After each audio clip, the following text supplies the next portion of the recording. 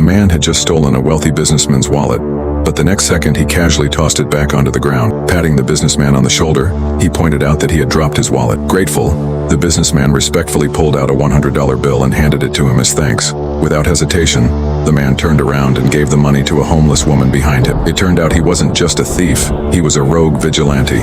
He could pick any lock on the market in just 15 seconds. Every night he broke into the homes of the rich and powerful, but he never took anything valuable. Instead, he left behind intricate graffiti, his personal artistic signature. His exploits earned him 3 million followers online. Tonight, he was about to attempt his biggest challenge yet, breaking into the home of the city's chief judge. Just as he was making his move, the lights upstairs suddenly flicked on. The judge was back. His phone had received a home intrusion alert, so he rushed back to check, but after a quick inspection, everything seemed untouched. Assuming it was a false alarm, he let out a sigh of relief. Then, just as he was about to leave, his eyes landed on his father's portrait on the wall. Something was off. The frame, which had always hung perfectly straight, was now slightly askew. As confusion set in, a shadow darted past behind him. He spun around, but before he could react, a faint noise came from the front door. He sprinted outside, only to find nothing but silence. No sign of an intruder, not even a trace. What he didn't know was that the shadowy figure was hiding just beneath the staircase, holding his breath. The unlucky thief hadn't managed to steal a single cent, but what he did find inside that mansion was a terrifying secret. The man first opened an app on his phone, effortlessly shutting down the room's Wi-Fi. Then, without making a sound, he slipped inside. The retired chief judge's home exuded wealth and sophistication, but the man had no interest in stealing anything valuable.